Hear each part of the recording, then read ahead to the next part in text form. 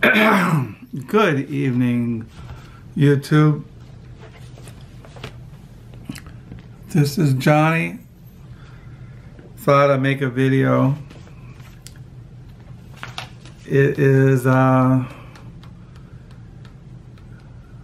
December the 25th, 2018. It's a Tuesday. It's 9:04 here, Southwest Michigan. Somebody commented on something about I'm always saying the time and the date. The reason why I do that is because that's what I do in my diary. When I sit down and write in my daily diary, like in the morning, I'll get up. It's 7:05 a.m. Tuesday morning. I'll mention the weather. It's snowing or it's gray or rainy or sunny outside. It's just how I go through my days. I'm always having a clock in front of me. I always feel uncomfortable if I don't have in my view a clock, because I'm always aware of time, that my time is running out, that as I sit here, I'm getting older. I'm approaching, every minute I'm coming to the end of my life, maybe sooner than I know. So I'm always aware of time, especially when you're a Christian. It says, redeem the days for they are evil, that you are not to waste time, that time is something precious, and that you're to use it wisely. And I'm always feeling guilty because I waste so much time. I was thinking about that this evening. I was thinking about, I was reading something about good works, how Christians are to have good works as a fruit of faith. Not that good works save you, but good works are an evidence of regeneration. Good works are a manifestation of that you have experiencing the life of God. And I was thinking about my wife, how she is always doing good works. I mean, she's baking cookies for friends or shut-ins.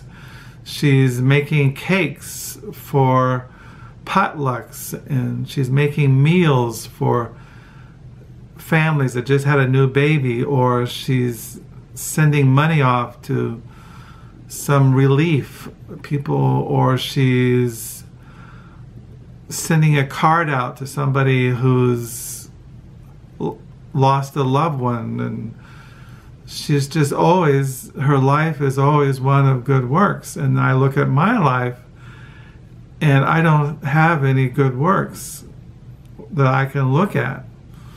I just sit in this house day after day after day. You know, I make videos in BookTube now. I wish I could make videos just to put in my online diaries, but I don't know any way to do that.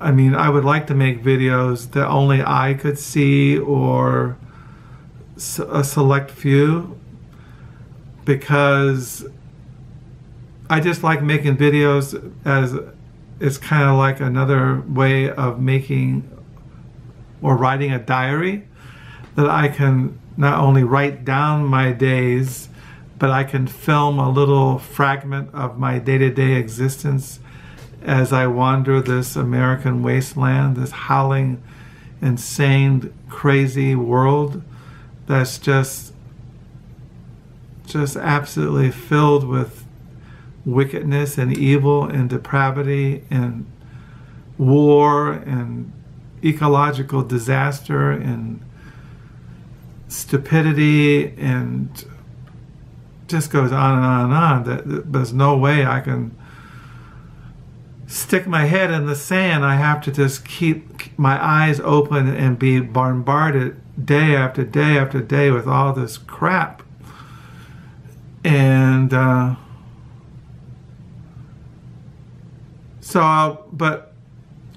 but then I kind of, going back to good works, well, then I kind of maybe make an excuse that I I left California in 1978 to go to Bible college. I was, because I had to finish college in order to go to seminary. When you're in the a Presbyterian denomination, they believe in an educated ministry. You have to go to 4 years of college before you can go to seminary, which is 3 years, and then you have to do an internship for a year. So you commit yourself to 8 years of preparing yourself to go out into a church. So I did all that because I wanted to spend my life preaching and teaching the Word of God, teaching the Bible. So I left California and when I was around 27 years old. And I went to Bible college and I met Carol, we got married, had kids, we had Beth when we were in seminary. So I went to seminary, which was, and all these, going to Bible college and seminary and all that was very difficult because by nature I'm an introvert. I'm kind of a quiet person. I'm hypersensitive, very insecure, melancholy, doom and gloom. So I went to seminary, which I don't regret going to Bible college and seminary. I enjoyed studying theology and church history and all those things. And I enjoyed those years with our children and my wife and watching them grow up and all those kinds of things. And then we went to Texas, Houston, Texas, to do my internship. I did that for 2 years.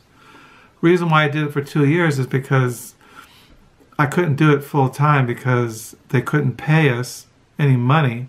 Usually they pay an intern, but when I took the internship in Houston, Texas at the Covenant Presbyterian Church in America in Houston, Texas, they told us right away, well, we can't pay you anything. So Carol had to work full time, and so I did my internship part time. When you do an internship in a Presbyterian church, you preach once a month, you teach Sunday school classes, you do hospital visitation, you visit people in their homes, you go to Presbyterian meetings, you go to session meetings, you do all those kinds of things. And you sit down with the minister and he tells you what you're doing right and what you're doing wrong. But as I said, the first year of my internship, I never saw anybody. We were on our own, and it was really a terrible. The whole thing, my whole internship was a catastrophe. And after I did it all, I never got a call. I mean, we were in Houston, Texas for 5 years. After I did my internship, we were there for 3 years. And I had part-time jobs. I did janitorial work. I did some office management and things like that. And then we realized it was a dead end. So my wife and I decided to come up here to Holland, Michigan, where my wife is from and her family, to raise our kids. And we did that. We've been in this house going on 28 years. So the point is, I thought that my life of good works would be preaching and teaching the Word of God. And, I did teach adult Sunday school for 10 years. And I thought that was good works. But since I left church about in 2006, since I'm not Orthodox according to the Presbyterian theology, I can't teach. I can't use my education as I can't teach. I can't preach. I can't do anything.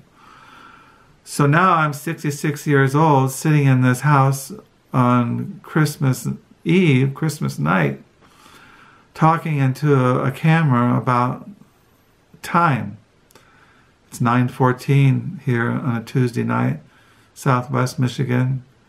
Tomorrow will be a Wednesday, then there'll be a Thursday, then there'll be a Friday, and then there'll be a Saturday, and then a Sunday, and then we're coming into the new year, 2019. And my life keeps going by. So I often think about time, especially when I don't feel well, when I get sick. I think, oh, here I am. I'm an old man. I'm going to get something. Something's going to kill me. I've been feeling sick with this stomach virus. My legs and my feet are numb. I just don't feel good. I've been in this house too long. I need to get out, but I don't feel well. It's cold outside. It's gloomy. It's gray. I just feel kind of miserable. But tonight I've been reading the William H. Gass Reader. And when I read a book like this, I wish I had a silver tongue. I wish I could read William H. Gass and it would just flow off my tongue like honey. And that's one thing else that's very frustrating about making videos in BookTube. I cannot pronunciate. I wish I could pronunciate all the words that I hear in my mind. And even what I'm hearing in my mind, I know is not exactly what the words are. And that's very frustrating, that I'm not getting the full richness of what I'm reading because I can't pronunciate, because I don't know the words. I don't know the meaning of the words. I don't know how the words sound out loud. And I used to think years ago it'd be nice to have somebody you could hire, some highly educated person who you could call up and say, come over to my house and read to me for 2 or 3 hours the William H. Gass Reader. Just sit down here, and somebody who knows Latin and knows French and Spanish and German and has the ability to pronunciate. My wife does. My wife, because my wife was properly educated. I was never properly educated. My wife went to the same elementary school. She went to the same high school. And then she went to nursing school. My wife does not. She went to a 2-year nursing program. She always kind of wished she had a bachelor's degree or a master's. She says, all my kids have bachelor's and master's degrees, but, well, my 2 sons do. My daughter has a bachelor's degree. But my wife was educated, so she can pronunciate, she can read. I was never really taught how to read. Like I've said in my videos, I read by memory, not by pronunciation. I've exposed myself for so many years to words that I recognize them in my brain. I don't recognize them by pronunciation. So it's Christmas.